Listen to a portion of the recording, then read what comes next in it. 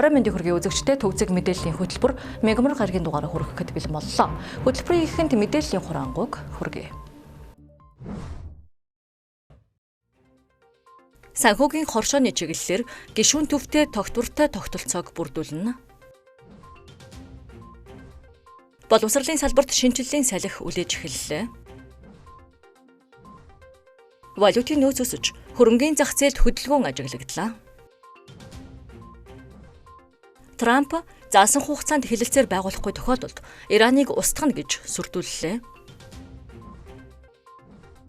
Украин Америк нэгдсэн улсаар дамжуулан Оросын холбооны улсад эвлэрэх санал тавьжээ. Ким Жон Уны охин залгамжлагчаар тодорсныг бүгд найрамдах Солонгос улсын тагнуулын байгууллага нотолжээ. НАСА-гийн Орион хөлөг дэлхийгээс хамгийн хол зайд хүрсэн хүн төрөлхтний шинэ дээд амжилтыг тогтоолоо. Улсын хурлын эдийн засгийн байнгын хорооны өнөөдрийн хуралдаанаар санхүүгийн хоршооны тухай хуулийн шинжилсэн найруулгын төсөл болон дагалдах хуулийн төслүүдийг хэлэлцэх эсхийг шийдвэрлэлээ.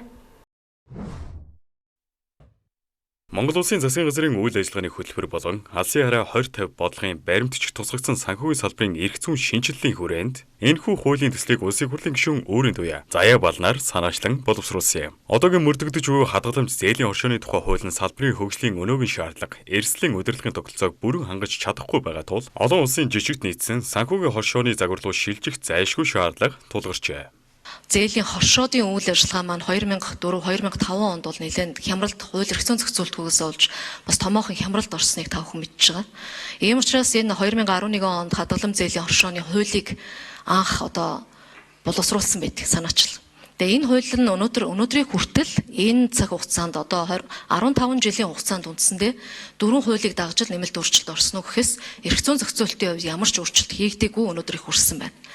Тэгэхээр зах зээлийн нөхцөл байдал олон улсын жишг хандлагатайгаа уялдуулаад санхүүгийн зах зээлийн хамгийн бичил нэгж болж байгаа энэ хадгалам зээлийн хоршоодын эрх зүйн асуудлыг өнөөдөр зайлшгүй олон улсын түвшинд хүргэж шинжлэх шаардлага үүсчээ гэдэг нь харагдаж байгаа. Тухайн үед үүссэн хохирлоос өнөөдрийн хүртэл 26.5 тэрбум төгрөг нөхөн төлөгдөөгүй явж л байна. Хуулийн төсөл тусгагдсан гол шинжилэл нь хадгаламж зээлийн үйлчлэгээс гадна гишүүдтэй даатгалын зуулчлал, санхүүгийн түрээс факторингийн үйлчлэгээ үзүүлэх боломжийг нээж үйл ажиллагааны хүрээг өргөжүүлж байгаа явдал юм байна. Мөн хуулийн төсөл хоршооны үндсэн зарчмыг чанд баримталж, гишүүн бус этгээдээс хадгаламж татах, зээл олгохыг хатуу хориглохоор заажээ. Хууль санаагчдаас гишүүд асуулт асууж хариулт авлаа. За мөнгө хүлэгчтэй тэмцэхэд тусална гэд оруулсан байгаа энэ хуулийн дээр. Мөнгө хүлэгчдийг хэмжиж яг үтсэн юм уу? Энэ хэр том түвшинд энэ мөнгө хүлэгчийн асуудал юу н байгаа юм. Энтэй холбоотой тооцоо юу н байгаа юу? Зээлдэгчдийн хэдэн төгрөгийг мөнгө хүлэгчдээр дамжиж алдсан байгаа юм өнөөдрийн байдлаар. Хэдэн төгрөгийн хохирол хэдэн иргэдийн асуудлыг бид нар ярьж байгаа. Тэгээ яаж энэ мөнгө хүлэгчтэй тэмцэх асуудлыг юу н буурна гэж харж байгаа юм бэ гэдгийг нэг тодорхой хариулт өгөөч. За тэгээд хэрэг хошоо дампуурах юм бол нөхөн төлбөрийг олгоно гэж заасан байгаад байгаа. За даатгалаар дамжуулаад. Тэгтэл энэ дээр даатгалын тохиолдол бий болоход хадгаламжийн даатгалын корпорацийн санхүүгийн оршоо хадгаламж эзэмшигчийн 20 сая хүртэл төгрөгийн хадгаламжийг нөхнөө гэд 20 саяар хязгаарлалсан байгаа. Энэ юу н яг ямар үндсэлтэй тооцоо вэ? Яагаад 20 сая гэдгээр хязгаарлалсан байгаа юм бэ гэдгийг асуултуудыг ихлэ асуучаад. Яагаад энэ мөнгө хүлэгчтэй тэмцэх, мөнгө хүлэгчдийн эсрэг ажиллах боломжийг бүрдүүлнэ гэж үзсэн бэ гэхээр өнөөдөр бол яг бодит нөхцөл байдал дээр банк, арилжааны банк, банк ус санхүүгийн байгууллагч тэр хадгалам зээлийн оршуудад зээл олгодог, тэрийн цааш нь аваад ард иргэдэд нэмээд зээл олгодог, хадгалам зээлийн оршоонд банк ус санхүүгийн байгууллага гишүүнчлэлэрч байж ах жишээтэй.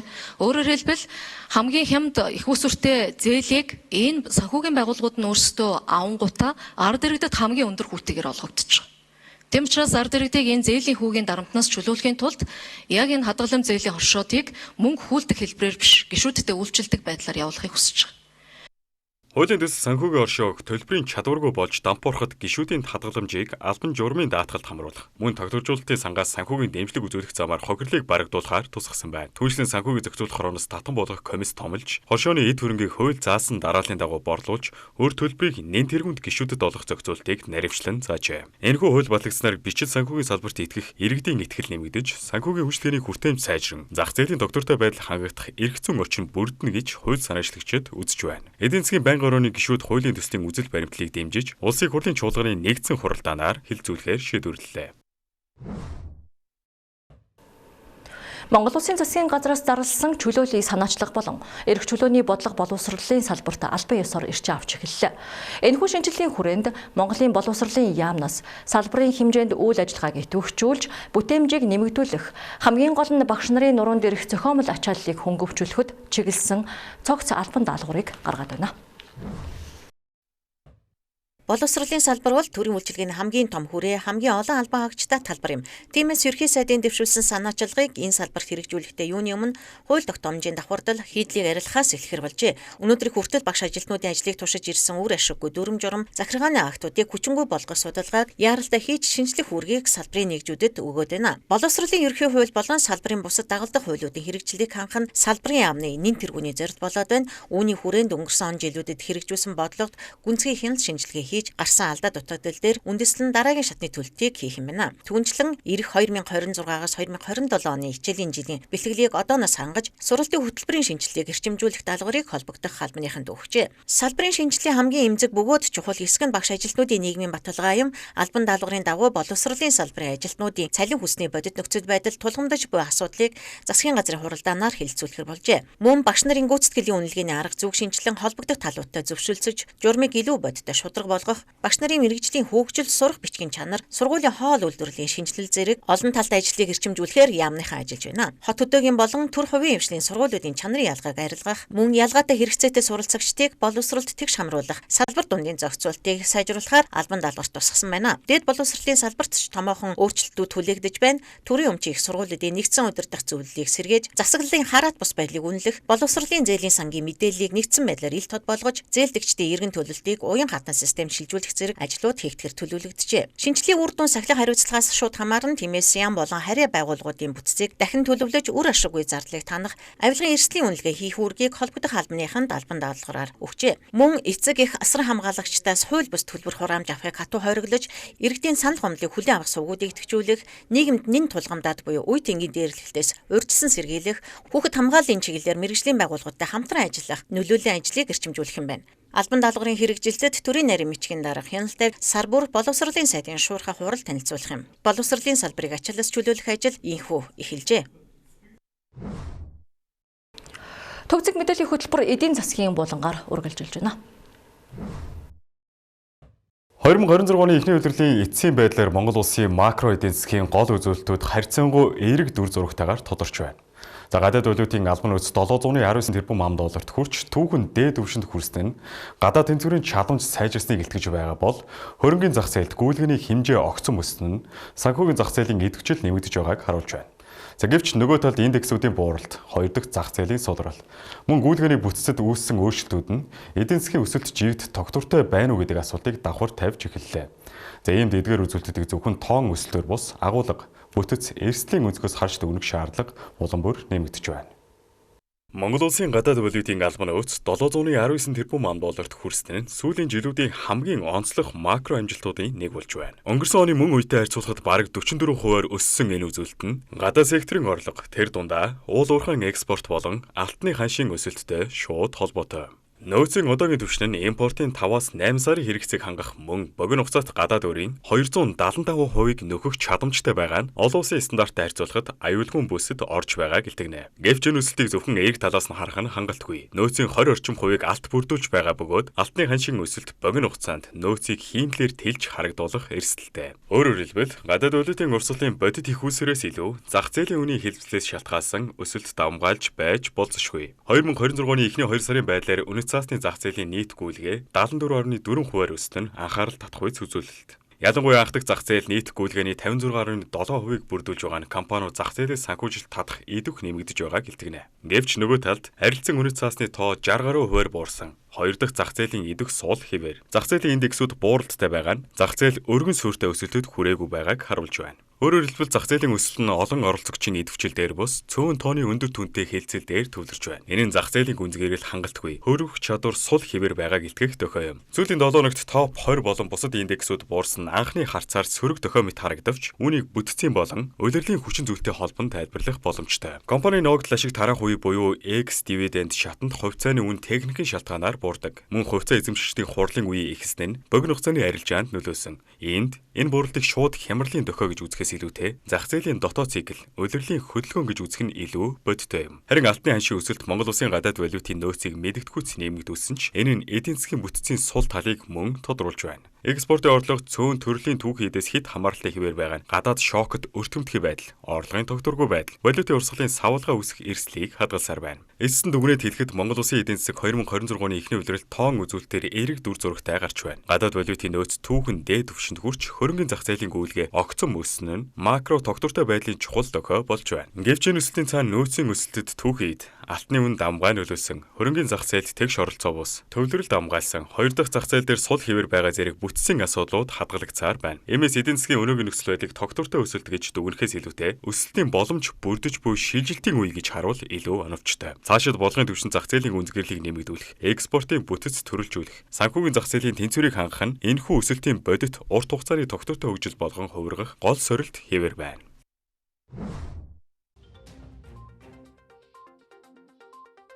Монгол улсын 35 дахь ерхий сайд учрал албан үүргээ хүлээн авсан даруйда техник тоод албан даалгавар гаргаж татварын өрийн улмаас хаагдсан 12,100 аж ахуйн нэгжийн банкны дансыг 1 сарын хугацаатай нэг шийдвэр гаргалаа. Энэхүү зохицуулалт хэрэгжиж эхэлснээр компаниуд зөвхөн орлого авах бус зарлага гаргах хэрэгтэй болж ажилчдын цалин хөс олгох, үйл ажиллагаагаа хэвийн өргөжлүүлэх боломж бүрдэж байна. Уг шийдвэрийг татварын ерхий хуулийн онцгой нөхцөл байдлын үеийн зохицуулалтад үндэслэн засгийн газрын хууль хэрэгжүүлэх бүрэн эрхийн хүрээнд гаргажээ. Ерхий сайд учрал улсын хурлын дарга байхдаа дэвшүүлсэн төрийн хүн хаалгах чөлөөлөж санаачилгааны хүү гүйцэтгэх засаглалын тэргүүний хувьар бодит ажил болгож байна. Цаашид татварын өрөөс болж данс хаадаг тогтолцоог халах суурь өөрчлөлтийг төсвийн тодтолцоолтой хамт улсын хуралд өргөн барихаар төлөвлөжээ. Энэхүү алхам нь хувийн хөвшилд итгэл үзүүлэх замаар эдийн засгийн цусны эргэлтийг сайжруулж зах зээлд эерэг дохио өгөх ач холбогдолтой юм. Бизнес эрхлэгчид уг шийдвэрийг татварын дарамтыг бууруулж эдийн засгийг идэвхжүүлэх бодиттой дэмжлэг хэмээн хүлээн авч байна. Улсын хурлын дарга Бямцогт парламент дахь 5 намын удирдлагуудыг хүлээн авч уулзсан бодлого шийдвэр гаргах түвшинд зөвшөлтсөл ойлголцлыг эрхэмлэхээ илэрхийллээ. Уулзалтад Монгол Ардын намын дарга Учрал, Ардсан намын дарга Цогт гэрэл, Үндэсний эвслийн тэргүүн Номтой баяр, Хүн намын зөвлөлийн дарга Ган зориг, Иргэний зориг Ногоо намын дарга Батбаатар нар оролцсон юм. Бямцогт дарга парламентыг зөвшөлтслийн байгууллага болохыг тодтогоод альва шийдвэрт бүх намын төлөөллийг оролцуулах зарчим баримталгаа тэмдэглэв. Түүнчлэн дэлхийн геополитик эдийн засгийн эдрэгтэй нөхцөлд парламентын засаглалыг бэхжүүлэхэд намуудын хамтын ажиллагаа чухал болохыг энэ хүрээнд улсын хурлын үйл ажиллагааг нээлттэй болгох мэдээллийн технологийн шинжилэл болон улсын хурлын тухай, чуулганы хуралдааны дэгийн тухай хуулийн төслүүдийг эх 7 хоногт өргөн барихаа мэдгдлээ. Мөн гишүүдийн идэх хуралцааг сайжруулах, хурлын эрсдлийн асуудал хязгаарлалт тавих чиглэлээр намуудын удирдлагуудад нэгт ажиллахаа илэрхийллээ. Намуудын удирдлагууд улс орны нийтлэг эрх ашигын төлөө эвлэлд нэгдэх санаачлагыг дэмжиж, нийгэм эдийн засгийн тулгамдсан асуудлаар нээлттэй санал солилцсон юм а. Монгол Ардын намын бүлгийн хуралдаанаар олон улсын хямралт нөхцөл байдал Монгол улсын эдийн засагт үзүүлж буй болзошгүй эрсдлийн талаар эдийн засаг хөгжлийн сайдын хоёр танилцуулга хийлээ. Танилцуулгын гол агуулга нь дэлхийн зах зээл дээр хүний савлгаанаас шалтгаалan шатхууны үн 2.5 дахин өсөх эрсдэлтэй байгаа болон үүнээс үүдэн валютын гадагшлах урсгал нэмэгдэх асуудал байв. Одоогийн байдлаар манай улсын шатхууны нөөц AI92 төрөл дээр 42 хоног, дизель түвш 27 хоног байгаа. Ялангуяа хаврын тариалалтын үе эхэлж байгаатай холбогдуулан 10,000 тонн дизель түвшийг нөөцөлж тариаламжтад өртөг нэмэгдээгүй үнээр нийлүүлэхээр шийдвэрлэжээ. Энэ нь хүнсний бүтээгдэхүүний үн өсгөөс сэргийлэх чухал алхам болохыг албаныхан онцолж байна. Цаашид шатхууны нийлүүлэлтийг тасалдуулахгүй байх, үнийн өсөлтийг тогтоосон түвшинд барихын тулд засгийн газрын хуралдаанаар уг асуудлыг хэлэлцүүлж улсын хурал танилцуулах юм байна. Төгсөг мэдээллийн хөтөлбөрийн дотоод үйл явдлын мэдээллийг хүргэлээ. Одоо орчуулагч редактор Мөнх Эрдэнэ бэлтгэсэн гадаад мэдээг хүргэе.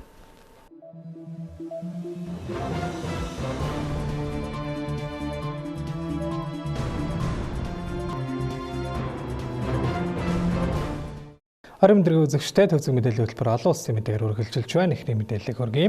Америкийн нэгдсэн улсын ерөнхийлөгч Дональд Трамп даваа гарагт сэтгүүлчтэй уулзах үеэрээ түүний заасан хугацаанд Иран улс хилэлцээр байгуулж эсвэл ормозын хоолойг нээхгүй тохиолдолд Ираныг нэг шөнийн дотор устгах нэмэн сүрдүүлсэн байна.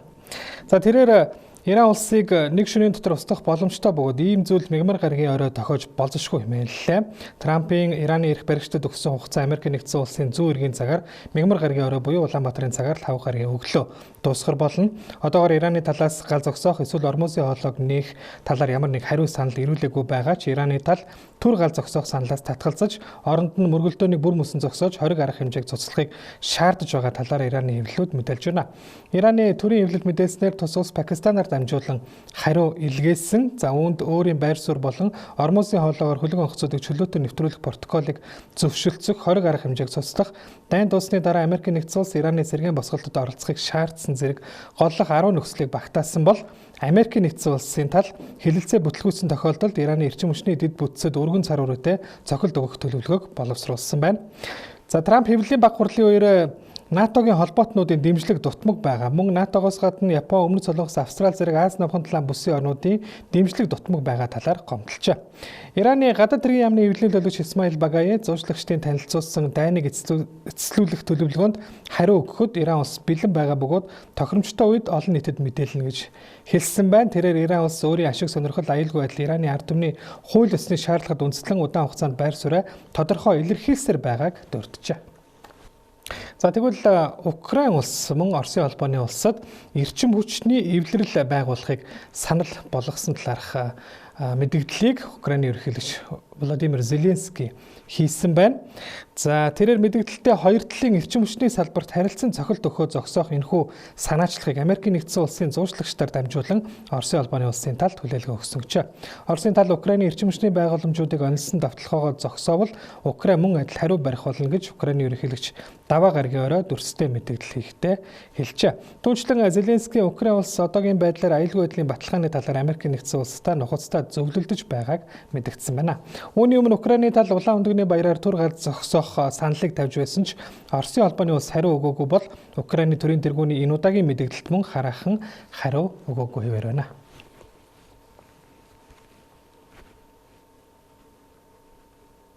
Бүгд найрамдах ардчилсан Солонгос ард улсын удирдагч Ким Жон Уны залгамжлагчаар түүний төрсөн охин Ким Жуэ тодорсон талаар Өмнөд Солонгосын тагнуулын албаны зүгээс мэдээллээ.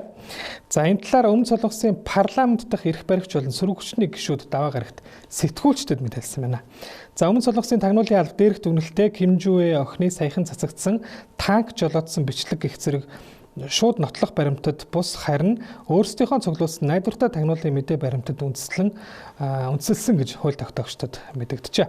За Өмнөд Солонгосын тагнуулын байгууллагын өмнөх дүгнэлтээр Ким Жуэ эцгийнхээ залгамж халааг авахар бэлтгэж байж магадгүй гэж байсан бол энэ удаад нэг шат ахиулж түүнийг Ким Жон Уны залгамжлагчаар тодорсон болохыг нотолсон гэжээ. Дээрх дүгнэлтээр Ким Жуэгийн танк жолоодж байгаа бичлэгийг олон нийтэд үзүүлсэн явдал нь түүний цэргийн чадварыг харуулж зогсохгүй залгамжлагчийн талаарх альва эргэлзээг арилгах зорилготой байсан гэж мэдэгдээд байна. Зөвлөлийн мэдээллийг хүргэе. Даваа гарагт сарны дэргэд хурч очисон НАСА-гийн Артемис 2 хөтөлбөрийн орой хөлгийн багийнхан хүн төрөлхтний дэлхийгээс хамгийн хол зайд хурч очисон дээд амжилтыг шинжлэн тогтоолоо. За хөлгийн багийнхан сарыг бүтэн тойрсныхоо дараа их дэлхий рүүгээ буцах чиглэлтэд ороод байна. Тэд сарыг тойрч эхлэхээс цаг хүрэх хугацааны өмнө 1970 оны 4 сард Аполло 13 багийн тогтоосон өмнөх дээд амжилт болох 400,171 км зайг давж өмнөх амжилтыг 6,600 орчим километрээр ахиулан 407,000 км болгосноор шин дээд амжилтыг тогтоосон байна. Америк нэгдсэн улсын ерөнхийлөгч Дональд Трамп сансрын нисгэгчдтэй холбогдсон ярилцаж тэдэнд шин дээд амжилт тогтоосон явдалд баяр хүргэсэн байна. Орой хөлгийн буцах аялал 4 хоног үргэлжилж баасан гарагт номхон далаад тодорхойлбол Америк нэгдсэн улсын Калифорни мужийн Сан Диего хотын эрэг орчмын усанд буух болно. Үзэгч та бүхэнд гадаад мэдээ өргөлэн анхаарлаа хандуулсан баярлалаа.